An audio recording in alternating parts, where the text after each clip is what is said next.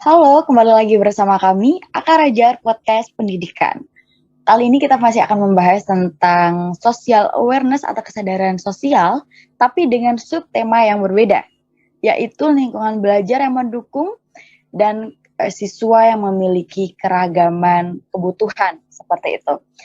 Tapi sebelum lanjut ke topik, aku mau mengingatkan dulu bahwa video ini pure mengandung opini kami saja, tidak ada dorongan dari golongan tertentu, dan kembali lagi, ini hanyalah opini dari kami. Tanpa perlu berlama-lama lagi, kita langsung saja ke materi yang pertama, yaitu lingkungan belajar yang mendukung atau supportive learning environment. Nah, kenapa sih kita membahas topik ini? Kita membahas topik ini dikarenakan kaitannya dengan kesadaran sosial tentunya. Yang dimana ketika kita bisa membuat lingkungan belajar yang sehat dan mendukung, itu artinya kita sangat sadar dengan kebutuhan sosial kita. Mengapa demikian? Simak lebih lanjut untuk mendapatkan jawabannya. Supportive learning environment atau lingkungan belajar yang mendukung ini sebenarnya apa sih? Jadi sebenarnya supportive learning environment atau lingkungan belajar yang sehat atau yang mendukung adalah lingkungan belajar yang dapat mendukung perkembangan siswa dengan cara tidak membuat siswa atau pelajar merasa tidak nyaman, merasa kurang nyaman, atau tidak bisa menikmati proses belajar mereka, seperti itu. Jadi supportive learning environment adalah lingkungan yang dapat mendukung siswa untuk merasa nyaman dan dapat menyerap pelajaran dengan baik pada saat belajar, seperti itu. Nah, setelah membahas atau setelah mengetahui apa itu supportive learning environment, sekarang aku mau nanya Viva nih, menurut kamu Pak, apakah supportive learning environment atau lingkungan belajar yang mendukung ini mempunyai pengaruh terhadap pembelajaran? Iya, jadi lingkungan yang mendukung atau yang support kegiatan pembelajaran itu tentu memiliki efek yang penting bagi siswa maupun guru. Karena dengan tumbuh dan berproses di lingkungan yang mendukung akan pembelajaran yang kita lakukan pada guru maupun siswa, secara tidak langsung akan meningkatkan intelektual mereka dari segi fisik maupun mental. Karena setiap usaha yang mereka lakukan akan dihargai, tidak direndahkan, dan tentu saja hal itu akan membuat mereka merasa aman. Oke. Jadi sebenarnya lingkungan belajar yang mendukung ini terdiri dari banyak aspek ya. Yang pertama dari sisi support, kita tidak seharusnya membuat murid atau pelajar kita merasa tertekan pada saat belajar ya. Ini sudah termasuk lingkungan belajar yang mendukung juga. Salah satu cara kita membuat lingkungan belajar yang mendukung seperti itu ya. Termasuk juga dengan cara menghargai atau mengapresiasi siswa, tidak merendahkan mereka, dan membuat mereka merasa nyaman. Pada intinya di situ ya, Afifah ya. Iya, betul. Seperti itu, Nat. Oke, luar biasa berarti supportive learning environment atau lingkungan belajar yang mendukung ini dapat dibuat dengan cara-cara yang tadi ya, untuk memaksimalkan murid untuk menyerap pelajaran yang mereka pelajari saat itu. Nah, sekarang berarti kalau sudah seperti itu teorinya, berarti aku nangkepnya supportive learning environment ini juga mempunyai pengaruh terhadap kualitas baik guru ataupun siswa. Bener nggak, Pak? Menurut kamu ini gimana nih? Aku nangkapnya begitu soalnya. Iya, benar, Nat. Tentu saja lingkungan pembelajaran yang baik maupun yang buruk itu akan mempengaruhi kualitas dari siswa maupun guru. Bagaimana hal itu bisa terjadi? Karena dengan memiliki lingkungan pembelajaran yang baik atau suportif, maka ruang kelas akan terorganisir atau tertata dengan baik. Nah, dengan hal itu akan mendorong siswa untuk lebih mudah berinteraksi satu sama lain. Nah, jika mereka sudah mampu berinteraksi dan merasa nyaman dengan teman-temannya, mereka akan merasa lebih mudah untuk mengembangkan keterampilan mereka, baik dari segi bahasa maupun perilaku sosial mereka sendiri. Sedangkan jika kita tumbuh di lingkungan yang buruk atau yang tidak mendukung, hal itu akan memengaruhi pergerakan anak-anak atau siswa yang akan mengakibatkan mereka untuk dapat menimbulkan berbagai masalah yang berhubungan dengan perilaku sosial mereka. Pas banget. Jawabannya singkat, padat, dan jelas ya. Ini sudah on point banget ya jawabannya. Jadi kita bisa simpulkan bahwa sebenarnya lingkungan mempunyai pengaruh yang besar terhadap orang-orang yang berada di situ, gitu ya. Nah, sedikit nih, aku penasaran dengan lingkungan belajar yang kurang sehat. Aku sangat tertarik dengan hal ini karena sekarang banyak sekali ditemukan masalah-masalah yang dihadapi siswa dengan alasan atau penyebab utamanya adalah lingkungan belajar yang kurang sehat. Seperti mereka terlalu banyak mendapatkan tekanan atau tidak menemukan gaya belajar yang memang cocok dengan mereka, atau bahkan mereka mudah terganggu oleh sesuatu yang ada di lingkungan tersebut. Entah itu mungkin HP atau orang-orang berada di lingkungan sekitaran situ.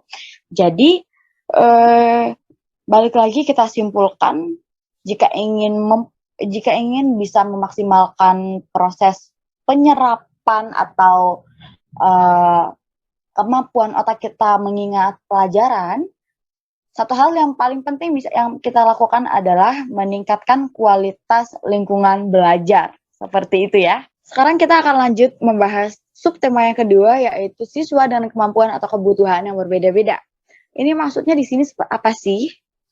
Jadi yang dimaksudkan dengan siswa yang mempunyai kemampuan dan kebutuhan yang berbeda di sini adalah siswa mempunyai kapasitas mereka masing-masing, mempunyai kemampuan mereka masing-masing, sehingga kita tidak bisa menyamaratakan cara kita memperhatikan mereka seperti itu. Terkadang ada beberapa siswa yang membutuhkan perhatian lebih dari kita.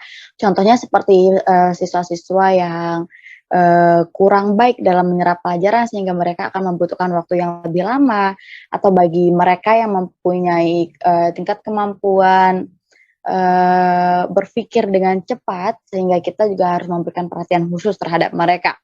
Nah, sekarang kita akan membahas hal-hal yang bisa dilakukan guru untuk menghadapi atau memperlakukan siswa yang membutuhkan perhatian lebih dari seorang guru. Tapi ini aku mau nanya ke Afifan nih. Menurut kamu, Fa, bagaimana guru bisa melakukan hal tersebut? Iya, jadi karena pada dasarnya siswa itu di kelas kan ada banyak dan mereka tentu saja memiliki kemampuan dan kapasitas dalam belajar yang berbeda-beda antara satu dengan yang lainnya.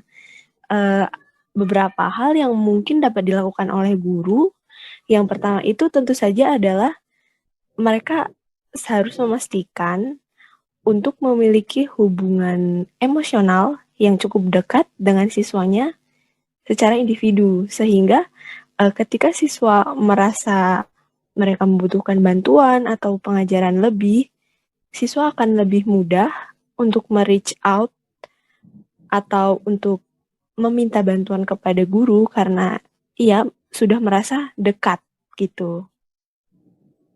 Lalu yang kedua, pas sebelum lanjut yang kedua nih, aku potong. Berarti di garis bawahi itu adalah ikatan emosional yang kuat ya. Ini satu hal yang sangat berpengaruh. Jadi ketika kita berhasil membuat siswa merasa dekat dengan kita, itu tentu saja akan membuat mereka merasa nyaman juga. Seperti itu. Iya, betul. Oke. Lanjut, Fa. Lanjut ke poin selanjutnya. Iya, untuk yang selanjutnya, tentu saja seorang guru harus memberikan instruksi dalam pengajaran yang mudah untuk diterima oleh siswa. Instruksinya itu harus secara rinci dan lebih detail agar siswanya itu baik yang memiliki kemampuan rendah maupun yang mudah menangkap akan saling memahami apa yang diberikan oleh guru. Oke. Plus di sini bisa kita tambahkan guru akan bisa melakukan hal ini ketika guru sudah paham dengan karakter kelas yang diajarkan gitu ya. Kadang soalnya setiap kelas mempunyai karakter yang berbeda seperti itu ya. Iya, betul sekali. Oke. Adakah poin selanjutnya, Fa? Iya, masih ada lagi. Yang terakhir, untuk dapat meningkatkan kesetaraan kemampuan antara siswa satu dengan yang lainnya, tentu saja guru harus memberikan fokus yang lebih, memberikan perhatian lebih banyak untuk siswa yang memiliki kemampuan yang lebih rendah di antara yang lainnya.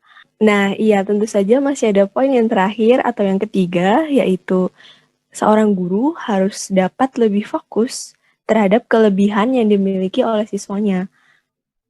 Contohnya nih, seperti siswa yang memiliki kemampuan pada bidang seni, seperti menggambar atau menyanyi. Nah, mereka itu harus diberikan perhatian untuk mereka dapat mengembangkan kemampuan mereka lebih lanjut. Begitu juga untuk mereka yang memiliki kemampuan di bidang bahasa maupun akademik. Mengapa harus begitu? Dengan memberikan fokus yang lebih, mereka akan merasa lebih dihargai keberadaannya dan kemampuannya di dalam kelas tersebut. Pas sekali. Ini aku sangat setuju dengan poin ketiga. Dengan begini, sekalipun siswa yang mungkin kurang unggul ya dalam matematika misalkan, tapi ketika seorang guru bisa mensupport atau mendukung kelebihan siswa yang memiliki kelebihan di seni misalkan, mereka akan merasa mereka juga tidak kalah spesialnya dengan yang lain. Jadi mereka akan merasa didukung juga seperti itu ya. Akan merasa dihargai juga. Iya, betul, seperti itu. Iya. Barangkali topik tadi akan mengakhiri podcast kita pada kali ini. Thank you for watching dan terima kasih juga sudah mendengarkan. Jangan lupa tinggalkan komen, subscribe, dan share video ini agar bisa sampai ke setiap stakeholders pendidikan. Thank you, Afifa, and see you on the next podcast. Thank you, Nadia.